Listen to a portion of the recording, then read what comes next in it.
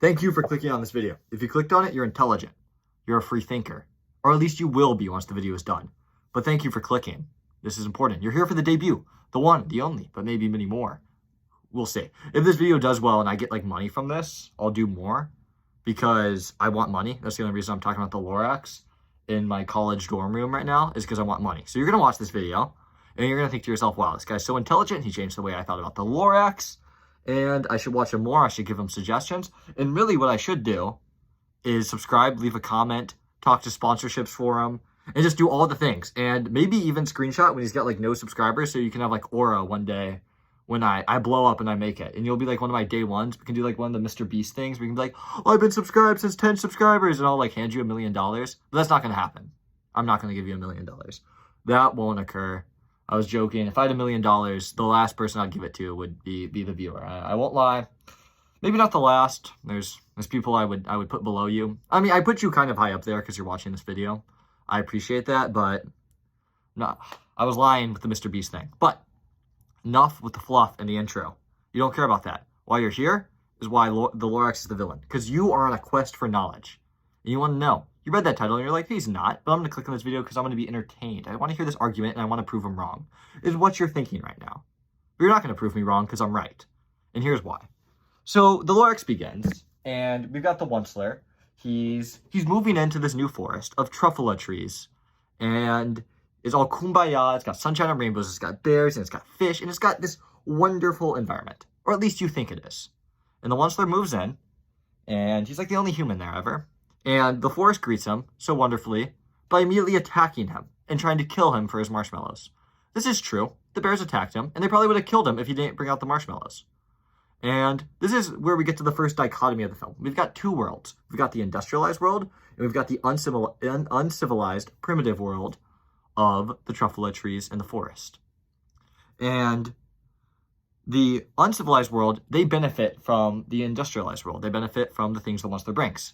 They live in the Onceler's house. They break into it in the middle of the night, and they sleep with the Onceler without his consent. That's weird. And they eat his marshmallows. And they don't kill him because they want more marshmallows. They want more from the industrialized world. So they take from the Onceler. And when the Onceler tries to not even make it even, he chops down one tree, the product of the uncivilized world. The Lorax comes down in this dark cloud and lightning in this dramatic entrance, which matters a ton because this entrance shows that the Lorax can control the weather. He can control lightning, and he can control clouds. And these clouds, hence, block out sunlight, which is important later in the film. Stay with me now. But we see the Lorax and the bears. They sleep inside this guy's house without him knowing, and they harass him. They try to kill him on the first day. They try to kill him by attacking him for his marshmallows. And after that's settled, he's still uneasy with it because he's like, these guys just tried to kill me, like any of us would. And this big orange thing came down from the sky and could control the weather. Like, I would be freaked out. I would have left. But the Onceler, he's a guy with determination. He's got spirit. He's got hope. He hopes for a future, just like me. He hopes to get rich, just like me, which is what you're going to do for me. But he's got hopes. He's got dreams. And he's got things to fulfill. So he's going to say, these bears try to kill me, but I'm not going to let that stop me. I'm going to go chop down a tree. And if this orange guy comes down from the sky, I don't care. I chop down another tree. Because they take from me, I'll take a little from them. They'll even exchange. That's how we do it in the industrialized world. The Lorax and the bears don't understand this, and they try to kill him now. They take his bed after they break into his house, the house that they don't have and the house that they desire to live inside because of the heating and modern technology. They take his bed and they put it on a river, and they try to kill him. They try to send him down a waterfall that no one can survive. That's what they do. And you can't dispute that. We watched the same film, and that's what happened. They take his bed, they put it on a river, and they were going to kill him. And it was only for the fact that there was a bear on this raft they didn't kill him. And you might say, wow, the Lorax really cares about his bear. He didn't kill the guy, so he could save his bear. The only reason the Lorax cares about his bears is because he knew he would lose the trust of his animals if he let the bear die. He doesn't really care about anything. Lorax, he says he speaks for the trees. He really doesn't. He speaks for himself and pretends to speak for these things so he can be in a position of power, a position of, I speak for the trees, I have this moral righteousness, is what he's doing. But that's the intro of the film. And that's where we see the beginnings of this theory. Not this theory, this correct take on the situation. So we see the Lorax, He tries to kill the Onceler, the bears try to kill the Onceler, and they take from the industrialized world, and they give nothing in return, and when they are asked to give something in return, they try to kill him, because they're evil. So then as this film progresses, the truffalo trees are chopped down. It's kind of the Onceler's version of revenge, which is justified after they try to kill him twice. He says, I've got to turn this uncivilized forest, I got to turn it to the industrialized world that I grew up in, and I got to turn it into something, because right now it's nothing, and it's a place of danger and crime and filth, to be honest. 10 bears sleeping in one bed, filth is what it is. So the little orange guy, the Lorax, he gets all fat, he floats up, and he's like, man, you chopped down the last one, I have to leave now. You know what a real leader would do? He would say, you chopped down the last one, but you won't defeat me. I'll regrow another forest. I won't control the weather to stop a forest from being regrown. I will regrow another forest, because I do not quit. I do not give up. He would have spirit. He would have hope. He would have determination. All things the Onceler has, and the Lorax doesn't. So, as we get into this, we see the Lorax go away. He goes away in his little dramatic thing. You know, he's dramatic. He controls the weather. He can fly. And that's when we get to Thneedville. Thneedville, not Sneed. Thneed. And Thneedville is the product of the forest. It is set up by the economy that the forest brought, the chopping of the trees brought. It is a wonderful city that houses thousands of people. The crime isn't known there. I mean, you can say the downsides is it's a little plastic and a little fake, and you have to buy air. But the economy of Thneedville allows all of its people to buy these things. It is much better than the crime-ridden forest that existed before it, and it is the product of the Onceler's determination and spirit. It is ultimately what he desired to make. He desired to make a place for thousands. So he saw this forest that was uninhabited, crime-ridden, and he makes this beautiful city with white walls and pristine roads, and everyone's happy and has a vehicle. I mean, it's great. It's got a great economy. They've got a ski hill next to a beach. That is wonderful. That is human achievement, and that is the future. And if you oppose Thneedville, you are opposed to the future of humanity. But we've got our main character. His name is Ted. I think he's our main character. I don't even know who the main character is. Let's call the Lorax. Call the Lorax the main character. He's the main villain, is what he is. But Ted, who you think is the hero, which he's fine, he's decent, but he goes on his little one-wheel scooter because he wants to impress a girl, and that's where it all comes from. Is that he wants to impress a girl. What are we doing? Impressing a girl? We don't do that. Maybe I do that. You don't. The person watching this, I hate to break it to you. You've never done it. You may after you watch this video. You might actually impress a girl after you watch this video. This might give you like the charisma and knowledge to impress a girl. But you've never done it. I've done it. But yeah, that's the other thesis, is that I've done it. You haven't. Sorry to say it. But as we get more into the video, we got this world. And he goes outside the walls. And you might say, oh, there's cameras watching him when he went outside the walls. Yeah, there were. Because the outside world is dangerous. It's this chopped down forest where this orange maniac fires down lightning from his fingertips. And he fires down lightning from the sky. And he has these dark clouds over this abandoned place of stumps. So obviously, it is the place of a murder, an attempted murder. So they don't want their people going there. Little tangent here. So Audrey, the girl that Ted wants and is doing all of this for, like risking his life every day for the girl, she is voiced by Taylor Swift. Which is important because imagine if you're Travis Kelce and you see your girl in animated form kissing another dude. That's crazy. But I guess there's plenty of videos of like Taylor Swift kissing other dudes in real life, so I guess he's got more things to worry about. That's unfortunate. I don't really know what he's doing. But back to the film. We got Ted. He drives out. He sees the Onceler. The Onceler's like, woe is me. I messed everything up. I'm the worst. And Ted brings him a great-grandfather snail, which is kind of weird. He kidnapped a snail, and the great-grandfather snail would have, like, generations of kids, so kind of, not the best action. He separated a snail from its family, so Ted, man, what are we doing? But the Onceler tells him, woe is me, I destroyed everything, and I'm the worst. Me. That's what the Onceler sounds like. And the Onceler's, like, old now. He's like 70 to 80, which 70 to 80, he was like 20 at the beginning of the film. So we can assume since the flashback and now it's been 50 to 60 years. That's important. Remember that, 50 to 60 years. So we also see in the scene is the wasteland outside of the walls. We see dark clouds. We see lightning.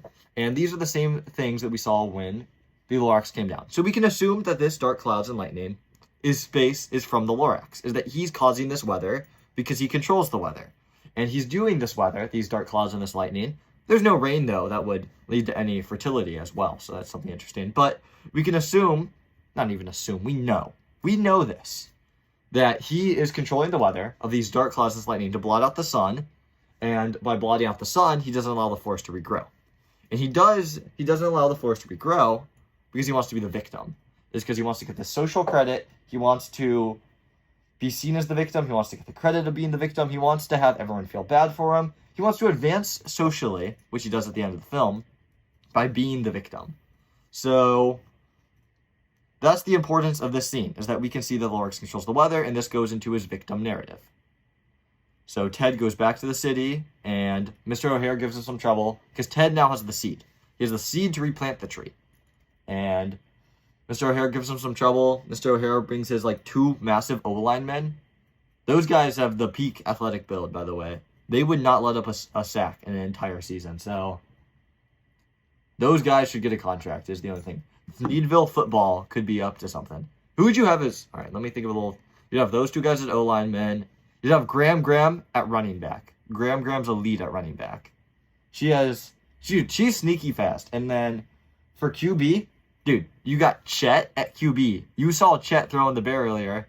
And then you put Brett at wide receiver. You got Chet and Brett at wide receiver. You got the O-line men. You got Graham. I think Graham's got to be the focus of the offense.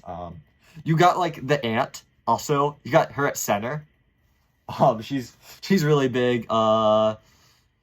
Who else? I mean, Ted's decent. Ted, you put at wide receiver. Who else you got on that roster? Audrey at tight end. She's low-key tall. She's taller than Ted by a good bit, so... Good.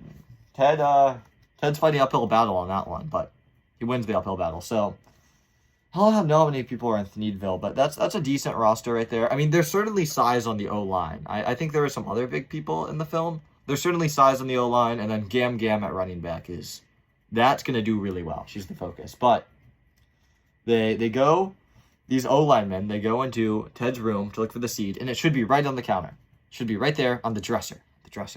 But it isn't there. You know why? Because Gam got it. Because Gam's quick. She went up there. She got the seed because she knows what's going on. Gam understands the game that's being played here. So they get the seed, and Mr. O'Hare leaves. He apologizes. He's like, it was a little awkward. He couldn't find it, and he steals a cookie on his way out. And he doesn't steal one cookie. He steals all of them, which is just greed. He's gluttonous, is what he is.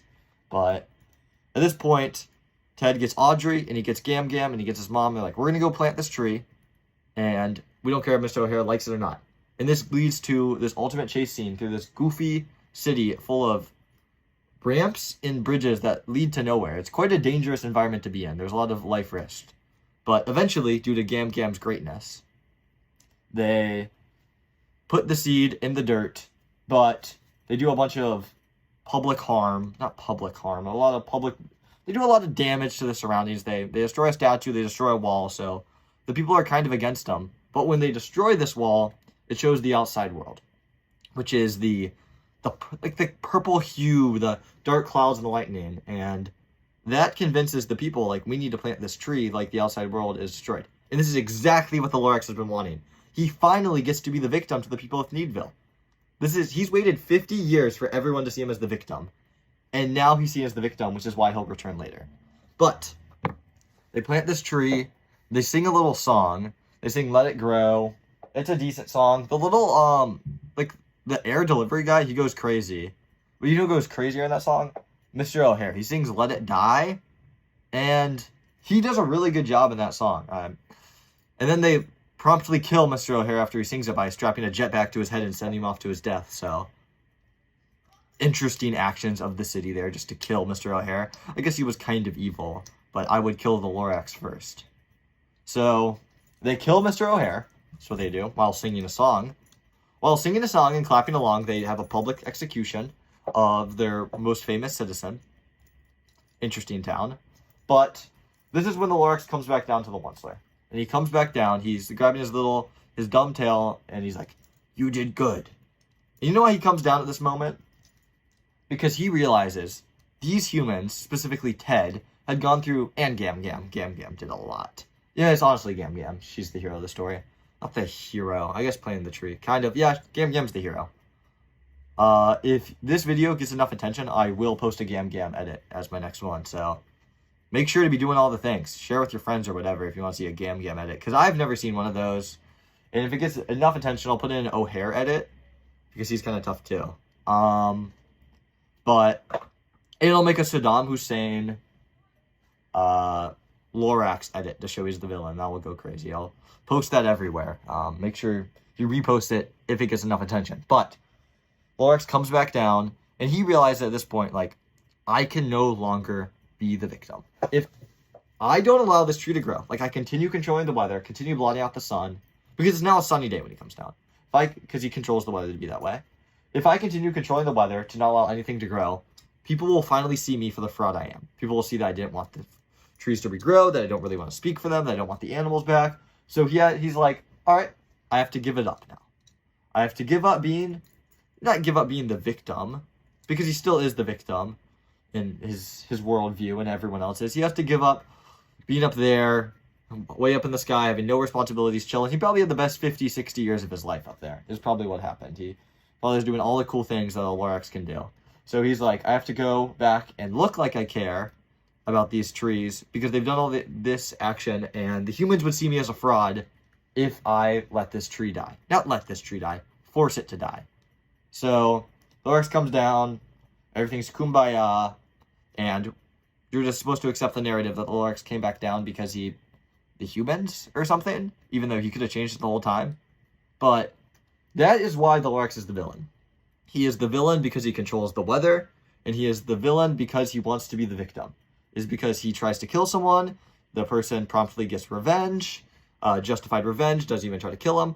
The Onceler does a revenge that is not near the scale that was the attempt of the Onceler's death. So he gets revenge, and after getting this revenge that was justified, the Lorax has to pretend to be the victim, so he goes up, he floats into the sky, he doesn't allow anything to grow, he controls the weather, so nothing will grow, and then he has to come back down and get the social credit from the town at the end of the film. So there's a decent amount of villains. You can call the Onceler kind of a villain. Not really. He's justified in his actions. You call Mr. O'Hare a villain. But really the true villain of the Lorax is the Lorax himself. So that's why at the beginning of the movie he speaks to an audience. It's weird. It's like, dude, you're a terrible person. I hate the Lorax. Lorax is a terrible person. Just know that. But make sure to do all the things. Give me sponsorships. Reach out. Make sure this video... I guess I have to make sure this video get monetized. But make sure that I'm getting money from this video. Do all the things that can lead to me getting money. Because I just talked about the Lorax for 18 minutes of my life. And now I have to edit this. I have to edit while I'm busy with college and stuff. A video of... I have to overlay Lorax clips with my talking. It's the worst. Once I make it, I'm going to get an editor, is what I'm going to do. If I ever make it. But make sure to take your OG screenshot. Make sure to do all the things. Tell your friends. And make sure to know the truth about the Lorax, which you now know.